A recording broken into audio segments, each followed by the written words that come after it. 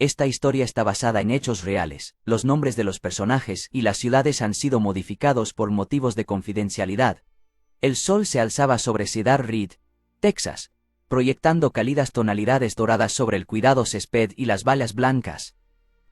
El pueblo era el tipo de lugar donde se suponía que no ocurría nada realmente malo, donde las familias dejaban las puertas sin cerrar y los niños montaban en bicicletas sin supervisión. Los sonidos rutinarios de la mañana, el gorjeo de los pájaros, los lejanos motores de los coches y el zumbido de los aspersores constituían una reconfortante sinfonía de paz suburbana. Pero bajo esta superficie idílica, una oscuridad empezaba a supurar, una oscuridad que dejaría una cicatriz permanente en la comunidad. Todo empezó con el descubrimiento del cadáver de Marcus Henderson. Un grupo de excursionistas lo encontró en el bosque detrás de la escuela primaria Cedar Ridge, con su cuerpo sin vida entre las hojas caídas. El rostro del chico estaba pálido, sus ojos, antes brillantes, congelados en una mirada de terror. Los moratones que tenía alrededor del cuello sugerían un brutal estrangulamiento, pero había algo más: tenía las manos fuertemente apretadas y las uñas cubiertas de tierra, como si hubiera luchado desesperadamente por su vida. Una cuerda desechada yacía cerca, junto a un curioso dibujo grabado en el suelo, espirales superpuestas en un remolino caótico y deliberado. Los investigadores no le encontraban sentido, y el pueblo murmuraba que había un monstruo entre ellos. A medida que la noticia se extendía, los padres apretaban con más fuerza a sus hijos, advirtiéndoles que no se alejaran de casa. Los rumores corrían por toda la comunidad. Algunos decían que se trataba de un vagabundo que había llegado a la ciudad, otros creían que era obra de un depredador, escondido a plena vista. Nadie imaginaba que el asesino pudiera ser uno de los suyos, y mucho menos un niño.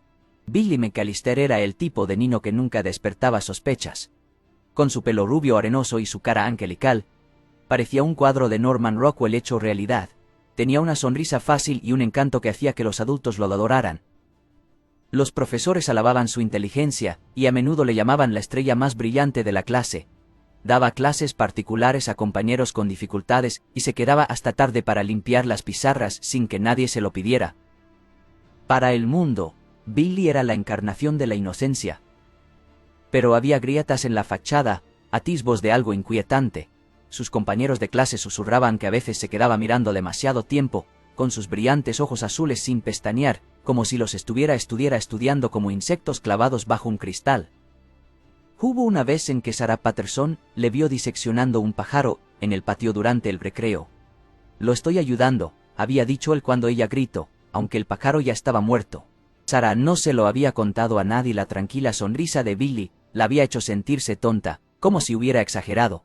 Ahora, sin Marcus, no podía deshacerse del recuerdo. Con el paso de los días, la muerte de Marcus dejó de ser un incidente aislado. Otra niña, Chloe Ramírez, desapareció después del colegio. La vieron por última vez caminando hacia su casa, con su mochila rosa rebotando a cada paso. Cuando encontraron su cadáver en la zanja de drenaje junto a la autopista, Cedar Ridge entró en pánico colectivo. La policía trabajó sin descanso, buscando pruebas, entrevistando a los padres y estableciendo controles de carretera. Sin embargo, no tenían ninguna pista. Las manos de Chloe, como las de Marcus, estaban cerradas en puños, con las uñas agrietadas y ensangrentadas. Los mismos patrones en espiral se encontraban cerca, grabados en la tierra como una especie de firma grotesca. El miedo se filtró en la ciudad como una niebla tóxica. Los padres compartieron coche para asegurarse de que ningún niño caminara solo.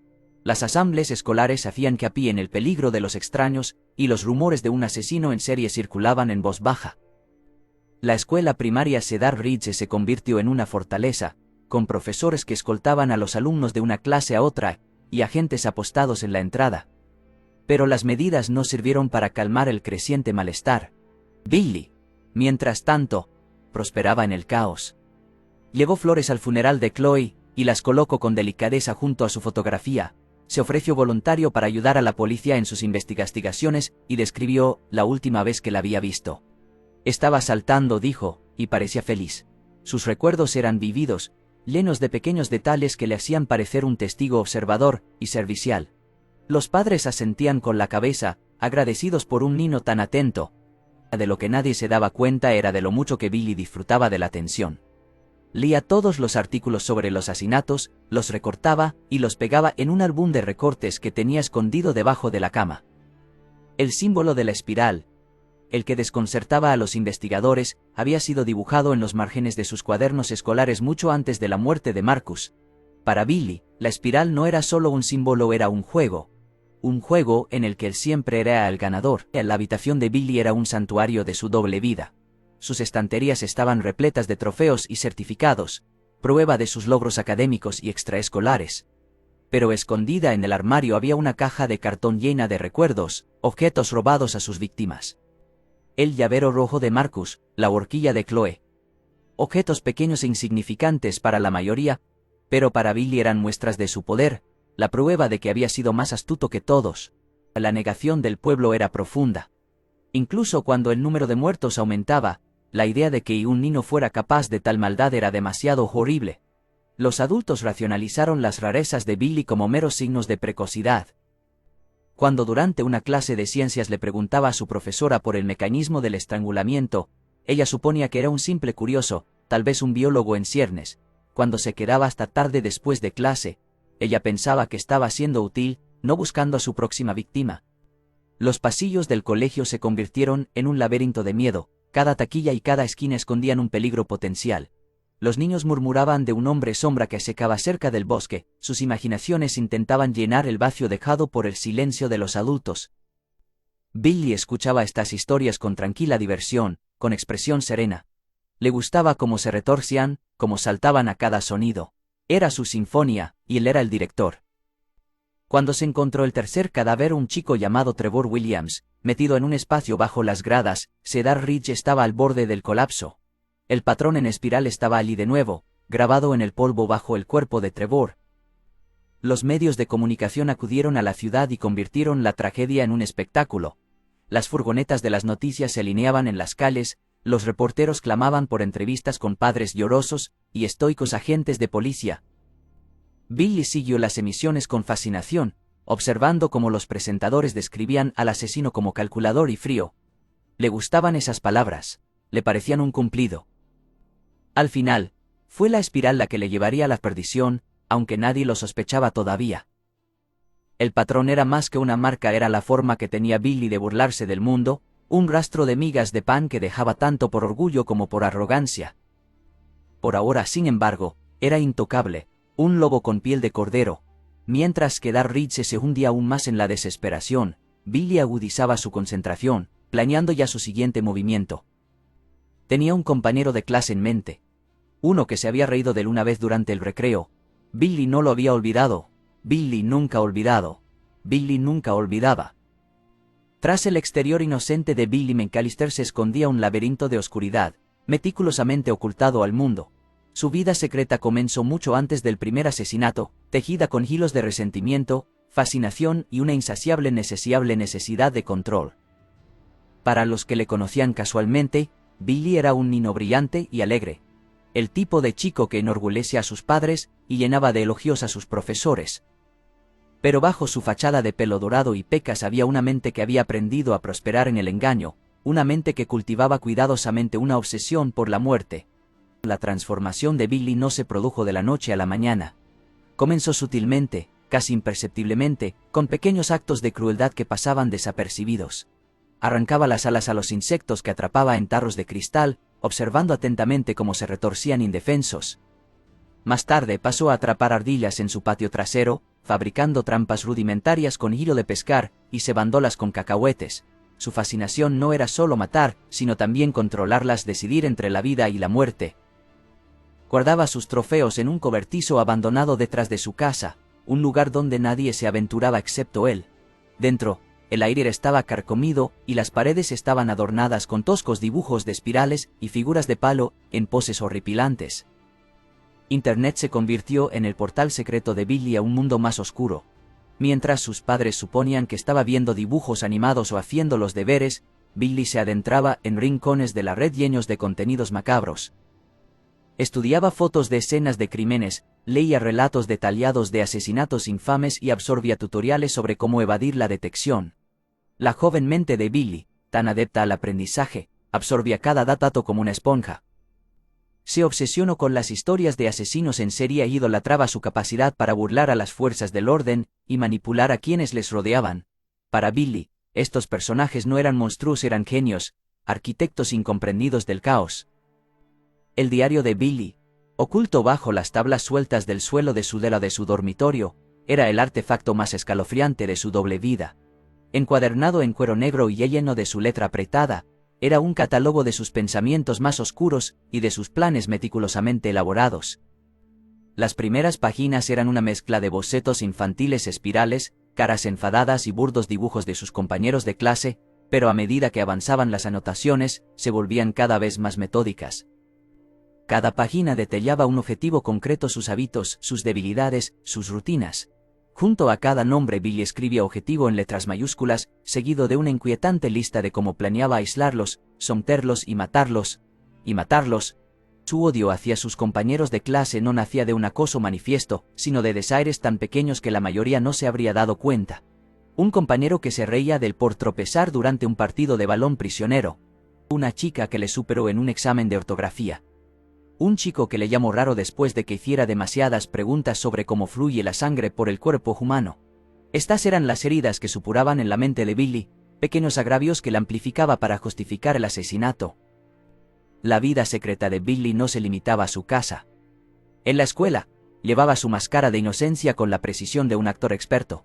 Escuchaba atentamente durante las clases de ciencias, y su mano siempre se alzaba con la respuesta correcta. Se ofrecía voluntario para ayudar al conserje a limpiar la cafetería después de comer, aprovechando la oportunidad para observar las idas y venidas de sus compañeros.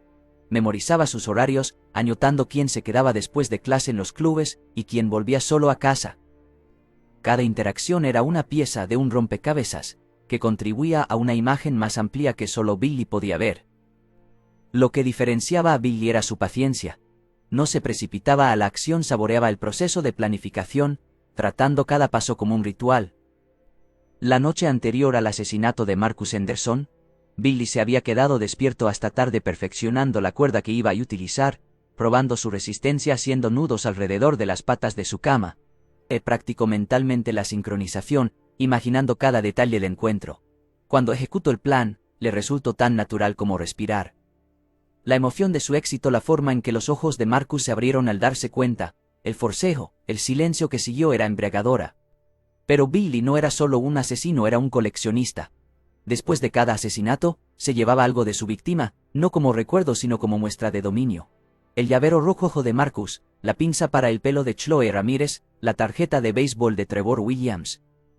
Cada objeto estaba cuidadosamente guardado en una caja de zapatos escondida debajo de su cama.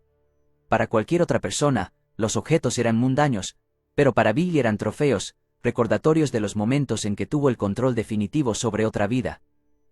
Los padres de Billy, felizmente inconscientes de la oscuridad que albergaba su hijo, facilitaron su vida secreta sin que se dieran cuenta.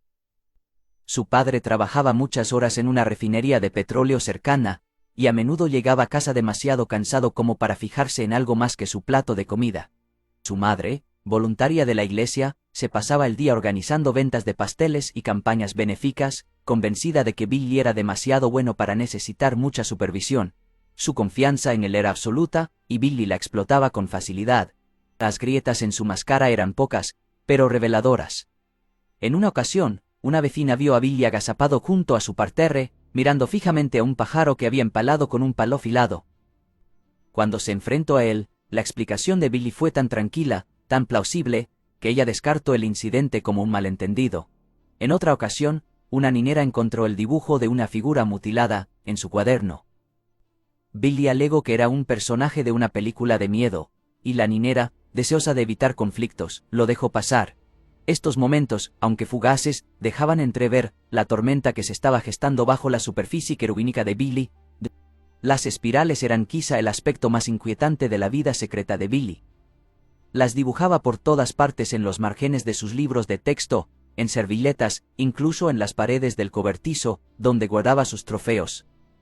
Para él, la espiral era más que una forma, era un símbolo de su poder, una representación del control que ejercía sobre la vida y la muerte. Después de cada asesinato, Billy se aseguraba de dejar el símbolo cerca del cadáver, una firma que solo él podía descifrar. Cuanto más mataba, más confiado se sentía Billy.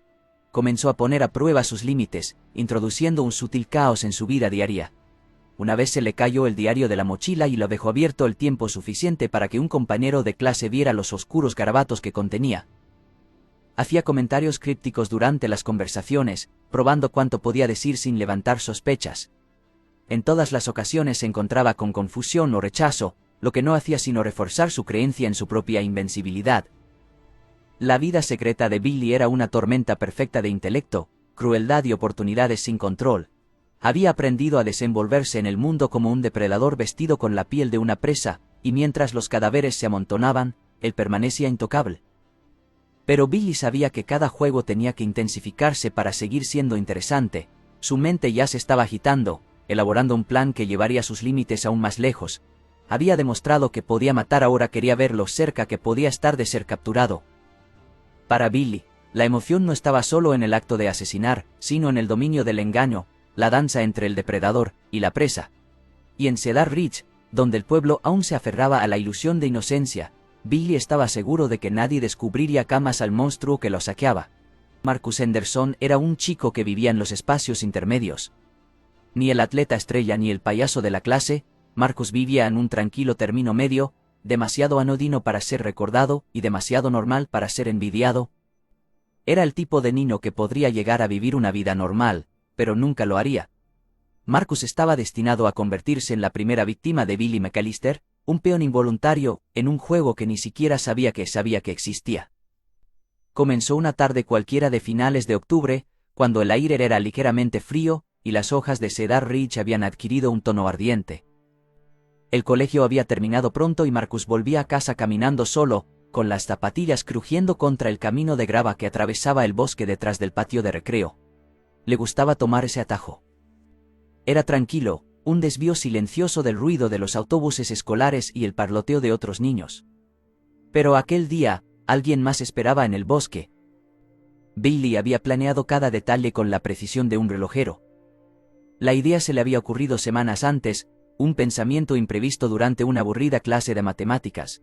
Marcus, con sus hábitos solitarios y sus rutinas predecibles, era el sujeto de prueba perfecto.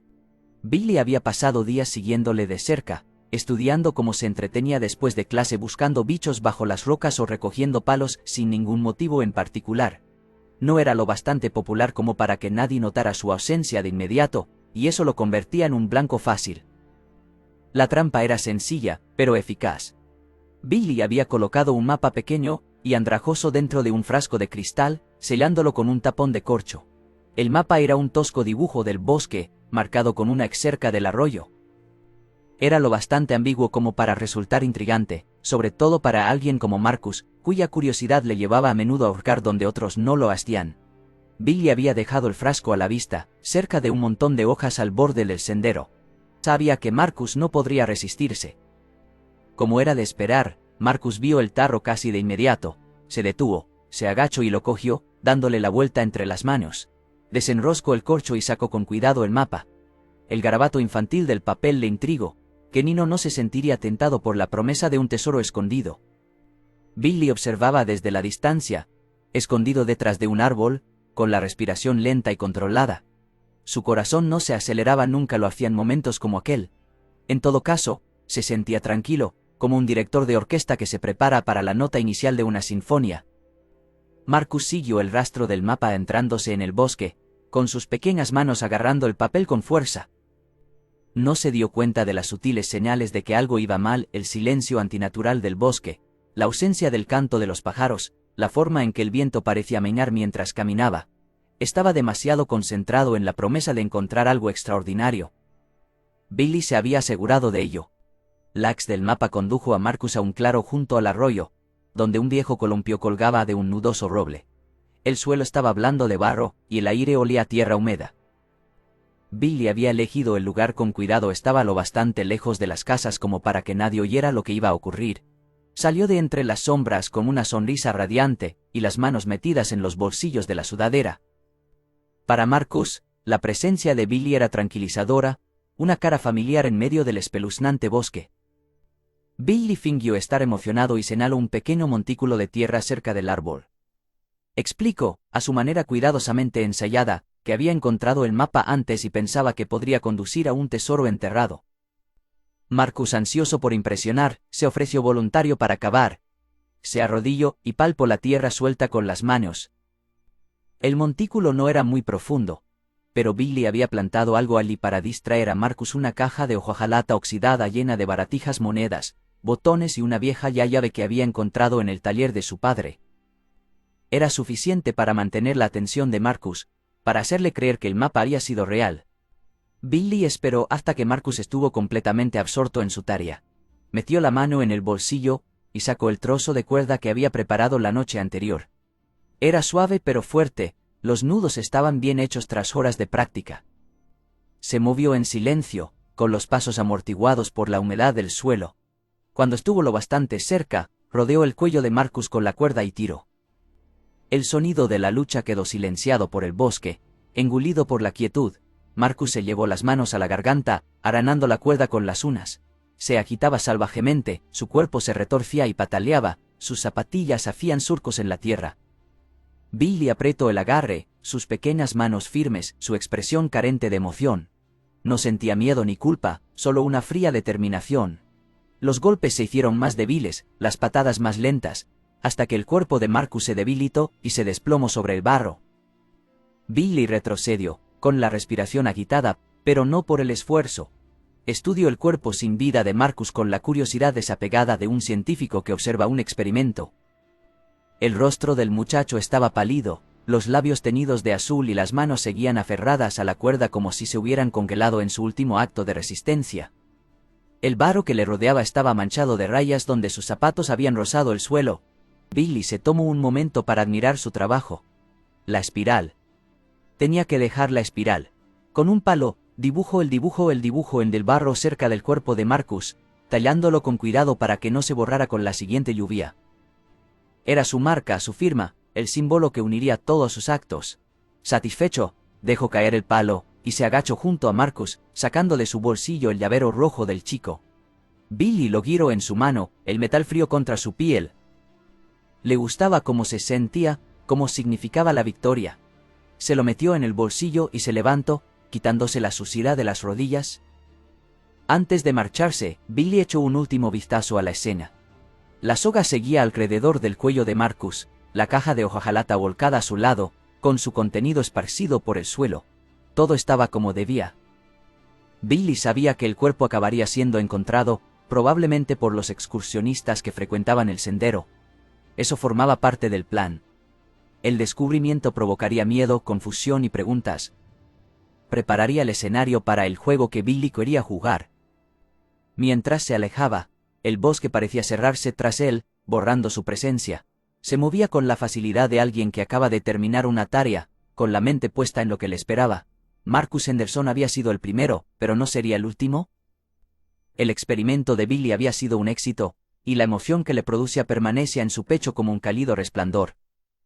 Cuando Billy salió del bosque y se asomó a la luz mortecina del barrio, su aspecto era el de cualquier otro chico que volviera del colegio. Su sudadera con capucha estaba limpia, su cara libre de cualquier rastro del horror que acaba de comer. Entró en su casa sin ser visto y se dirigió directamente a su habitación. Debajo de la cama, añadió el llavero rojo a la caja de zapatos donde yacían escondidos sus secretos. Era el principio de una colección que pretendía ampliar. Los asesinatos sacudieron Cedar Ride y desgarraron el barniz de seguridad que había caracterizado a la ciudad. A medida que desaparecían más niños, la comunidad se sumía en la paranoia. Se reforzaron las cerraduras de las casas que habían permanecido abiertas durante décadas, y las calles se volvieron inquietantemente silenciosas cuando los padres prohibieron a sus hijos jugar al aire libre. Pero en medio del caos, hubo una persona que empezó a notar patrones que a los demás se les escapaban, una creciente sensación de inquietud en torno a Billy McAllister. Billy permanecía tranquilo, con su fachada angelical intacta. Se movía por el mundo con la gracia de un depredador disfrazado de presa, interpretando el papel de niño servicial con una precisión desconcertante. Llevaba galletas a familias afligidas, y sus pequeñas manos temblaban lo justo para parecer auténticas. Se sentaba en silencio al fondo de las aulas durante las clases sobre seguridad, con sus grandes ojos azules fijos en el profesor como si él también temiera el peligro que acechaba. Parecía perfecto. demasiado perfecto, Lasra. Carter, una de las profesoras de Billy, fue la primera en notar las grietas en su cuidadosamente construida personalidad.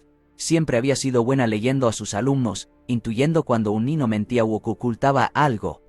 Con Billy, lo que le preocupaba no era lo que decía, sino lo que no decía.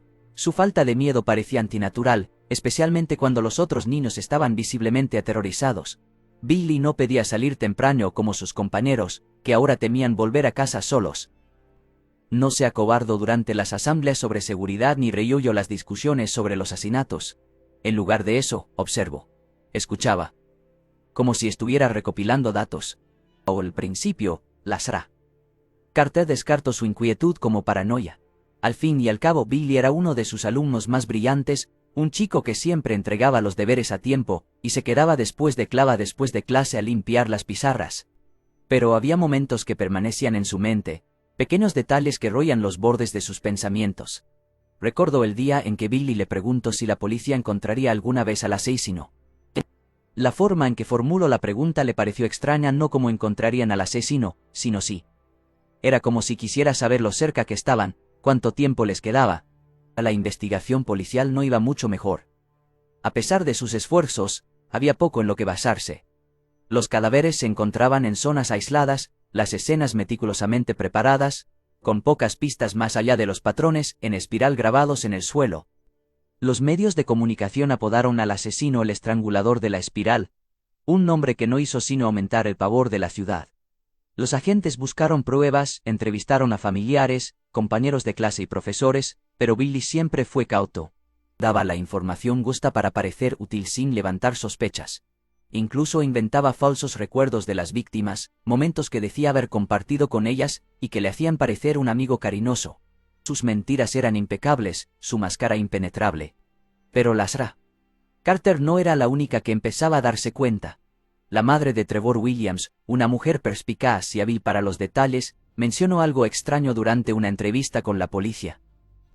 Dijo que su hijo había estado hablando de un chico llamado Billy en las semanas previas a su desaparición. Billy decía que tenía un juego secreto, le había dicho Trevor. En ese momento, había parecido inofensivo, solo niños siendo niños. Ahora, parecía siniestro. Los agentes tomaron nota del nombre, pero no actuaron de inmediato. Después de todo, Billy McAllister no encajaba en el perfil de un asesino. Tenía 10 años, sin antecedentes de violencia ni problemas de conducta. Pero la mención de su nombre sembró una semilla de duda, un pequeño punto de luz en la oscuridad de su investigación. Con el paso de los días, Lasra. Carter empezó a observar a Billy más de cerca. Empezó a notar cosas que antes no había notado: la forma en que siempre elegía sentarse cerca de los alumnos más callados, los que tenían menos probabilidades de desafiarlo. La forma en que evitaba mirar las fotografías de las víctimas durante los actos conmemorativos de la escuela, no por tristeza sino por algo más frío, algo calculado. No podía evitar la sensación de que Billy estaba estudiando el aula, observando cómo reaccionaban los demás para poder imitar sus emociones más tarde. Un día, mientras limpiaba después de clase, la señora Carter tropezó con un cuaderno que Billy se había dejado. Era sencillo, el tipo de cuaderno encuadernado en espiral que llevan todos los alumnos. Pero cuando hojeó las páginas, se le heló la sangre. Los márgenes estaban llenos de espirales, cada una más intrincada que la anterior. También había bocetos, dibujos burdos de figuras colgadas de cuerdas, tendidas en charcos de garabatos oscuros que representaban sangre. Las imágenes eran infantiles en su ejecución, pero escalofriantes en su intención. La señora Carter sabía que no podía enfrentarse a Billy directamente. Si se equivocaba, acusarlo destruiría su vida y su carrera. Pero si estaba en lo cierto, temía lo que él pudiera hacer a continuación. Decidió llevar sus preocupaciones al director, el Sr. Holloway, que prometió ocuparse del asunto. Sin embargo, aunque la tranquilizó, Lasra. Carter se dio cuenta de que no la creía. Billy McAllister, dijo, incrédulo, es imposible. Es imposible. La tensión en Cedar Ridge seguía aumentando. La desesperación del pueblo aumentó cuando desapareció otra niña, Lily Crawford, que había sido vista por última vez en el parque cercano a su casa. Su desaparición conmocionó a la comunidad y las sospechas de la Sra. Carter sobre Billy se intensificaron. Empezó a buscar discretamente más pruebas. encontrando excusas para quedarse cerca de su pupitre y observar sus interacciones con otros alumnos.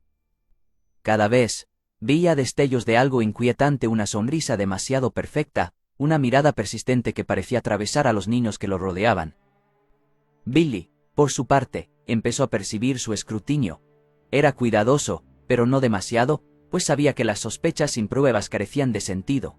Aún así, empezó a dejar sutiles migas de pan para que ella las encontrara, pequeños detalles que la harían dudar de su propia cordura. Dejó una espiral dibujada con tiza en la parte inferior de su escritorio, donde solo ella podría verla. Tarareaba canciones infantiles en voz baja, en los momentos de silencio, canciones que no tenían cabida en el repertorio de un niño de 10 años.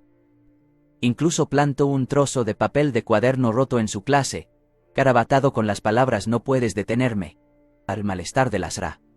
Carter se convirtió en paranoia. Empezó a tener pesadillas con Billy, despertándose en mitad de la noche empapada en sudor, con el corazón latiéndole con fuerza. En sus sueños, el rostro de Billy se transformaba en algo monstruoso, y sus inocentes ojos azules brillaban con malicia. Empezó a sentir que perdía el control de la realidad, y a preguntarse si veía patrones que no existían. Mientras tanto, la policía empezaba a recomponer las tenues conexiones entre las víctimas. Todas habían interactuado con Billy en las semanas previas a sus muertes. Un vecino recordó haber visto a Billy hablando con Marcus Henderson cerca del bosque. La hermana pequeña de Chloe Ramírez recordaba que Billy se ofreció a ayudarla a llevar sus libros.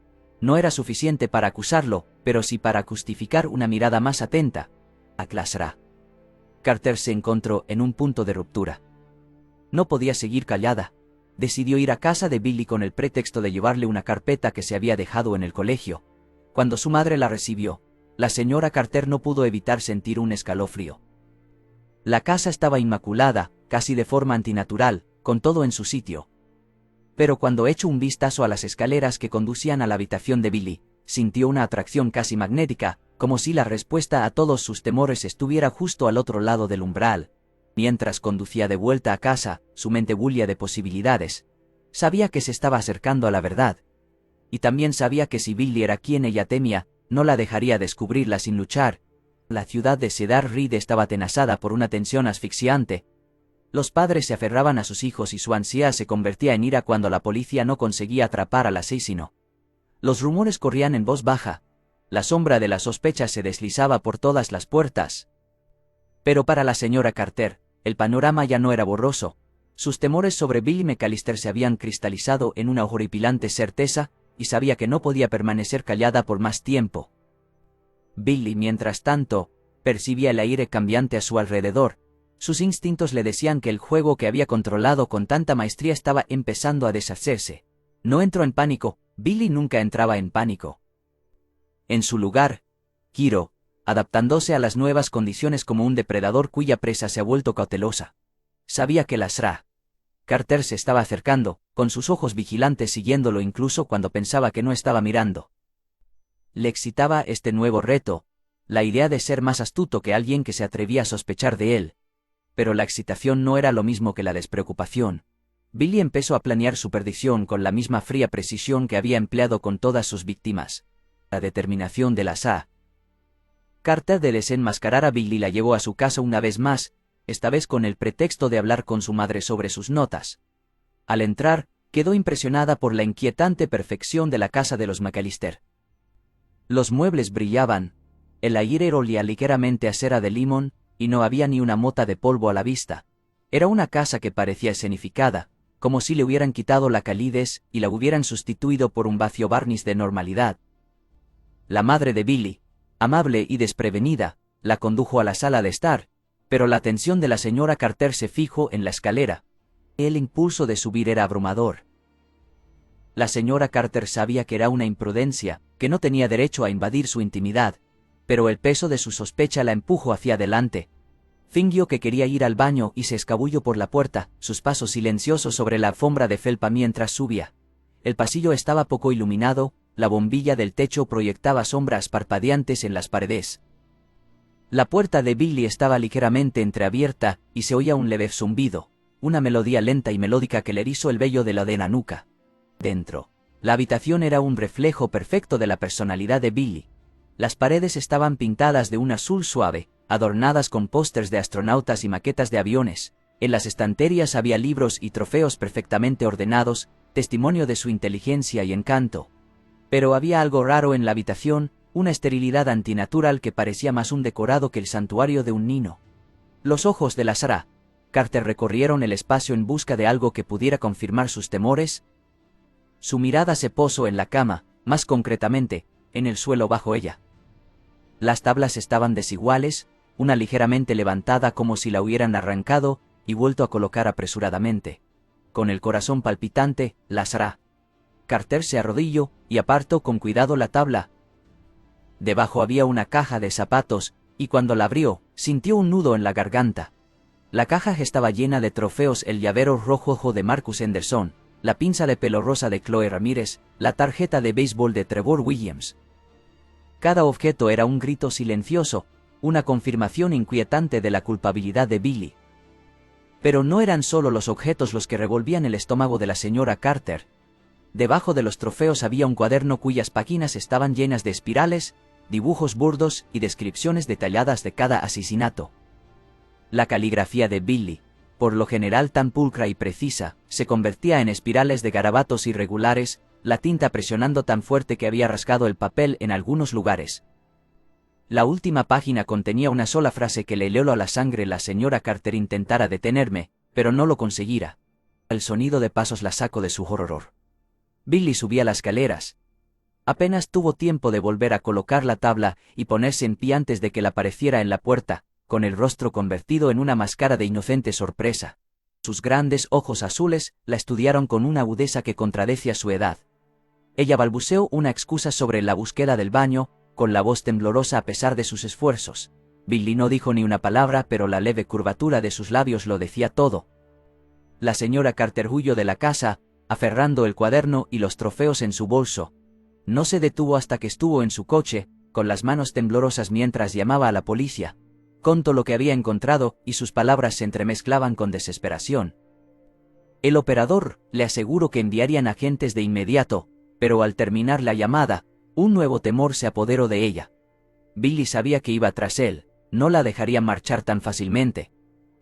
Esa noche, la Sarah Carter se atrincheró en su casa, cerrando todas las puertas y ventanas. Guardó a su lado los trofeos y el cuaderno, las pruebas que finalmente desenmascararían a Billy. Pero a medida que pasaban las horas, su miedo aumentaba.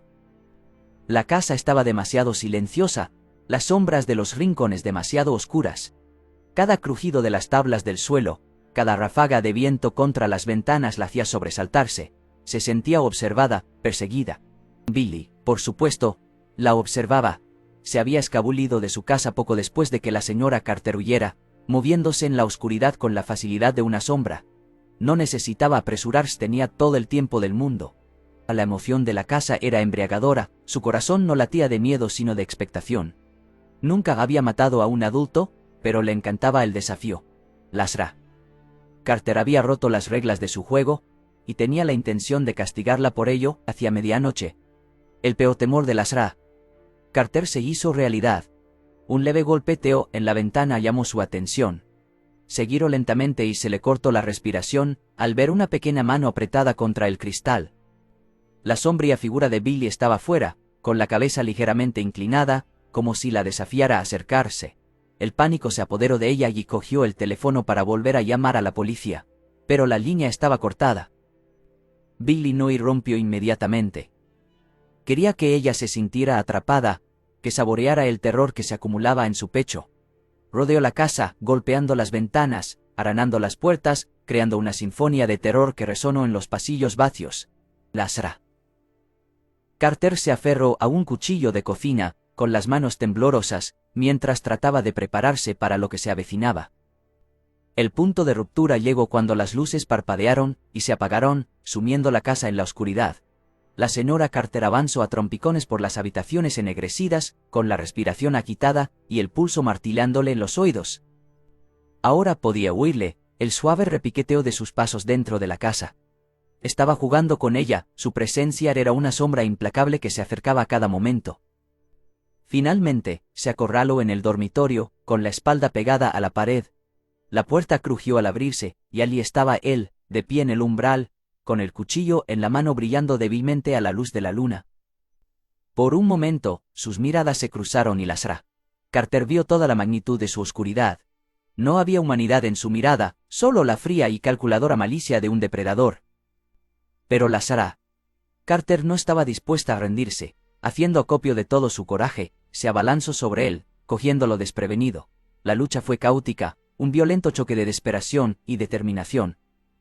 Consiguió arrancarle el cuchillo de la mano, pero Billy era fuerte, su pequeño cuerpo enjuto e inquebrantable.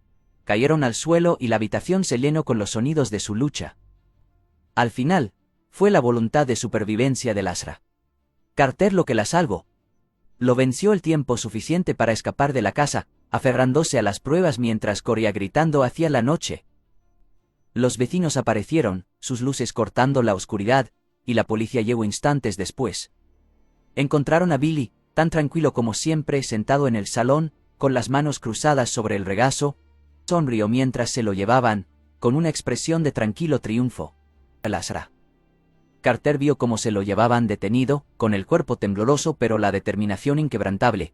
Había sobrevivido, pero sabía que esto estaba lejos de terminar.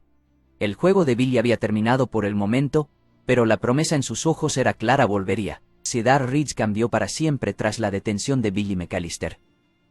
El pueblo, antaño idílico, parecía ahora una cáscara de lo que fue, con el aire cargado de traumas y sospechas.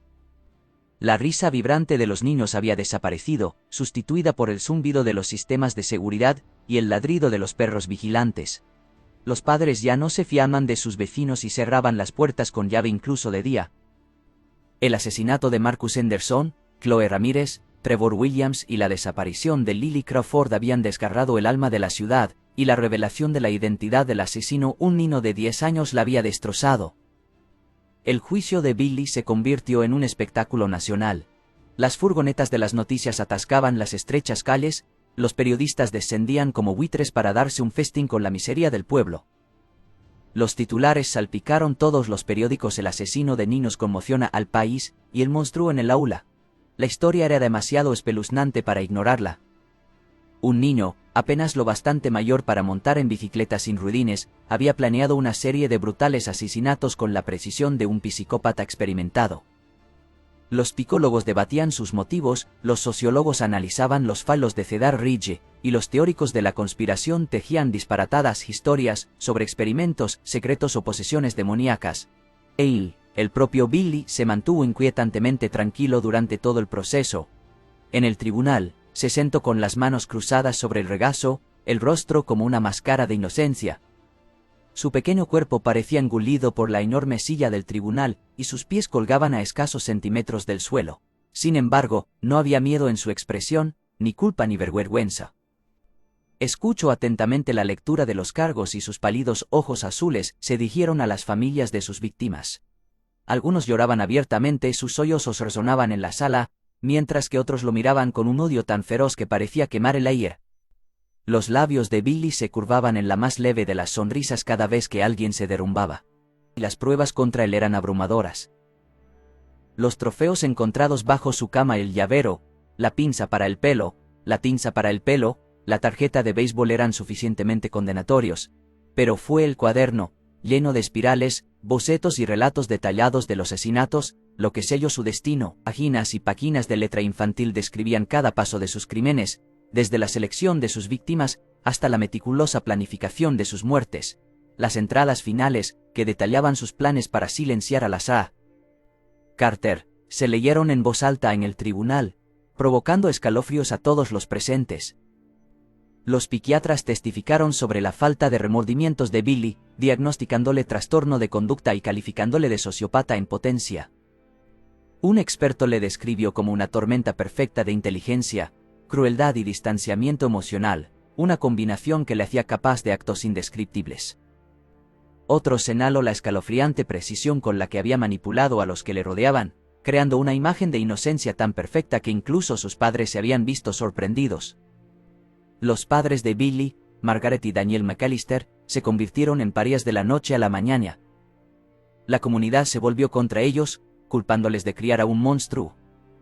Protestaron por su inocencia, insistiendo en que no tenían ni idea de lo que su hijo era capaz de hacer, pero sus súplicas cayeron en saco roto.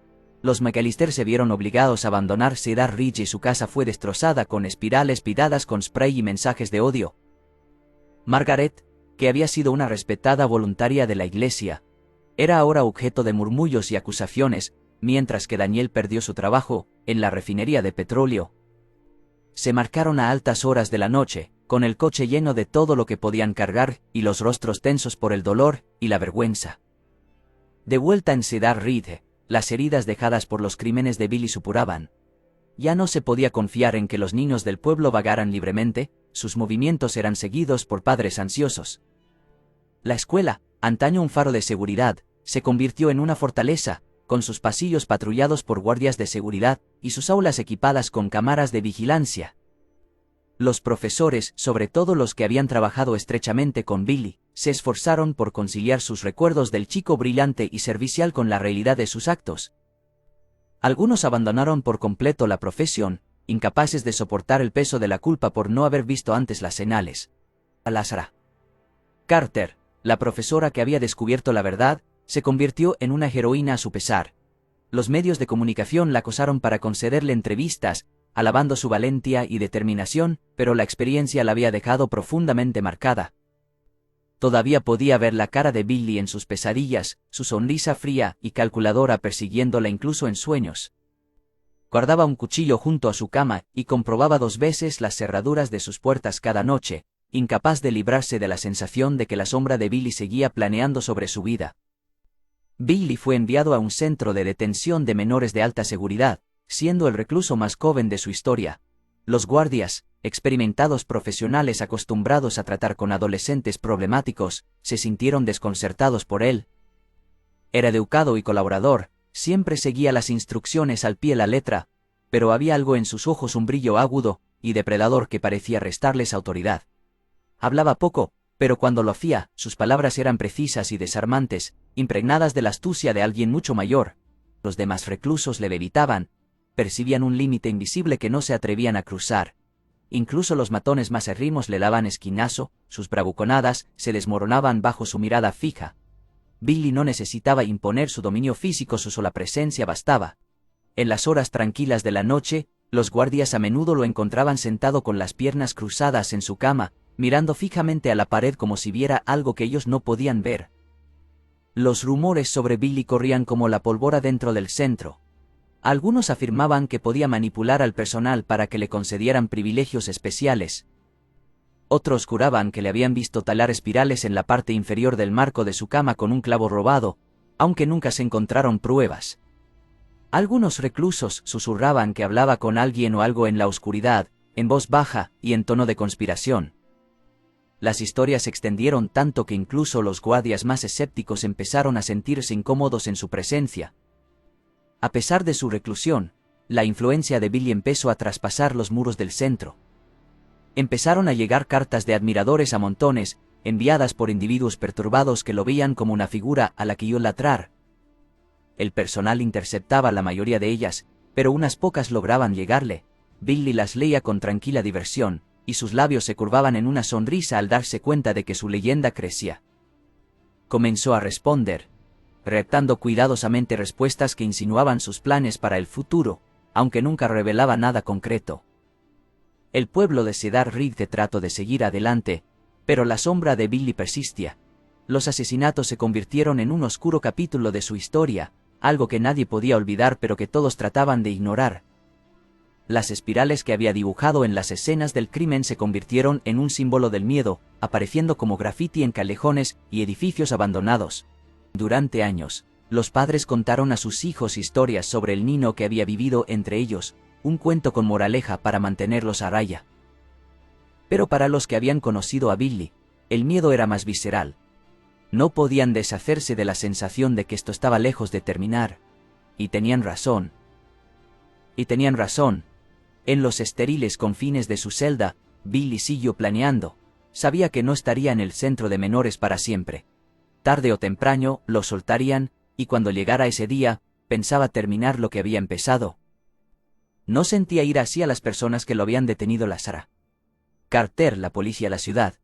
En todo caso, los admiraba por ser el juego más interesante.